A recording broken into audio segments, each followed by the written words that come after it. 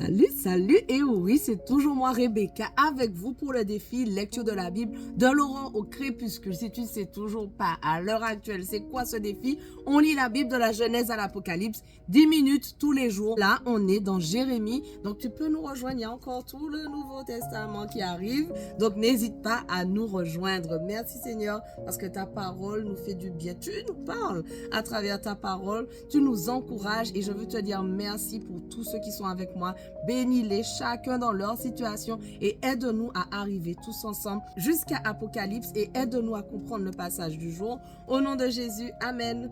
Alors c'est parti, Jérémie, quoi je veux dire Ésaïe, non, Jérémie 46, verset 27. Et toi, Jacob, mon serviteur, sois donc sans crainte, non, n'aie pas peur, ô Israël, car moi je vais te délivrer de la terre lointaine, toi et tes descendants, du pays de l'exil. Oui, Jacob reviendra, il jouira de la tranquillité et d'une vie paisible. Personne ne l'inquiétera. Sois donc sans crainte, Jacob, mon serviteur, déclare l'Éternel, car je suis avec toi. Je ferai table rase de toutes les nations parmi lesquelles je t'ai dispersé, mais je ne ferai pas table rase de toi. Cependant, je te châtierai selon ce qui est juste. Je ne te laisserai certainement pas impuni. Jérémie 47.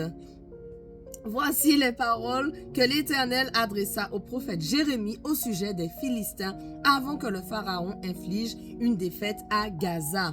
Voici ce que déclare l'Éternel. Des eaux vont s'élever dans le pays du nord. Bientôt, elles seront un torrent qui déborde, submergeant le pays et tout ce qui s'y trouve. Les villes avec leurs habitants, les gens se mettent à crier et tous les habitants du pays se lamentent au fracas des sabots, des coursiers au galop, au grondement des chars et au bruit de leurs roues.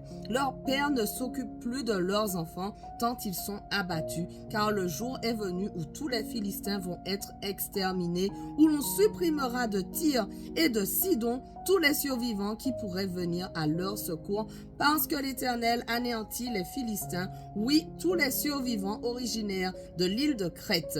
La population de Gaza se rasera la tête et Ascalon sera muette.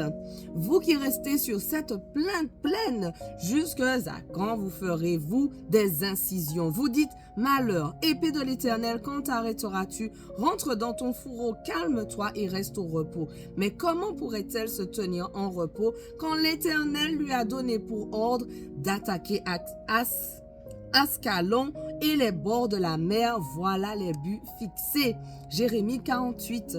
Prophétie concernant Moab. Voici ce que déclare le Seigneur des armées célestes, Dieu d'Israël. Quel malheur pour Nebo, car elle est dévastée.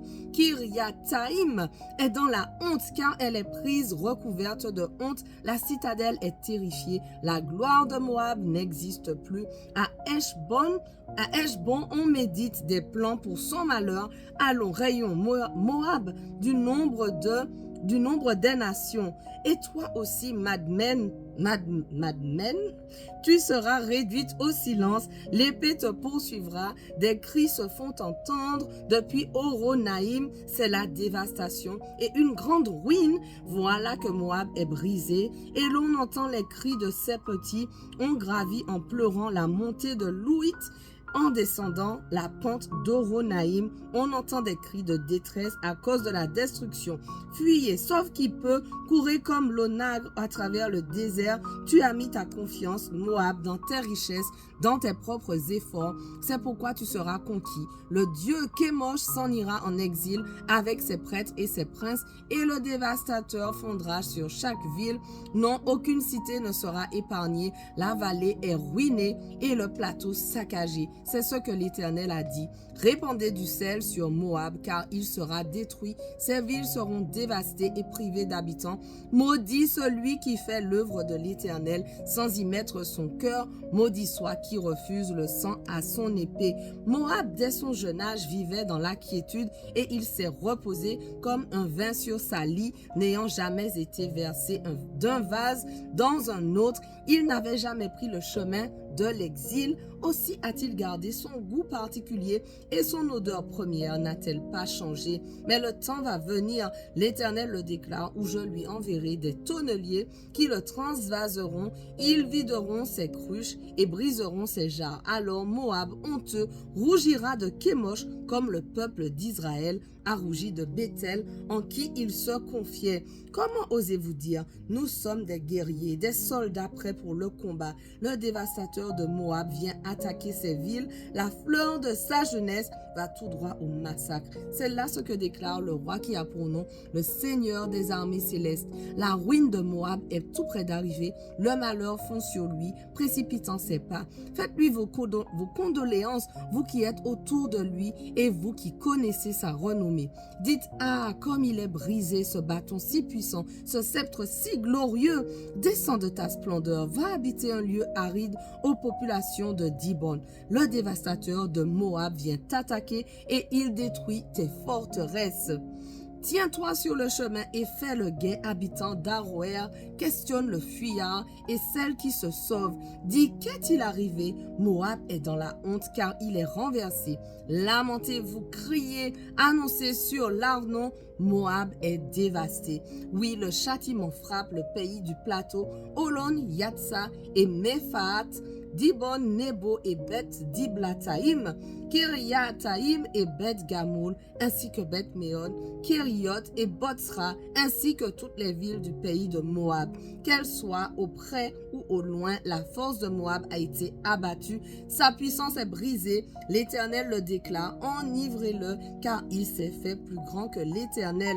Le voilà qui se vautre dans ses vomissements à son tour, qu'il devienne un objet de risée. Il est vrai, Israël est devenu pour toi objet de raillerie. A-t-il été surpris au milieu des voleurs pour qu'à chaque occasion où tu parles de lui, tu te moques de lui? Habitants de Moab, abandonnez les villes et allez demeurer au milieu des rochers. Imitez la colombe qui va poser son nid au bord des précipices. Nous avons entendu parler de l'orgueil de Moab. Il est orgueilleux à l'extrême. Et quel esprit de supériorité, quelle fierté, quelle arrogance, quel cœur altier. Je connais bien, déclare l'Éternel, toute son arrogance et ce dont il se vante, il ne l'accomplit pas.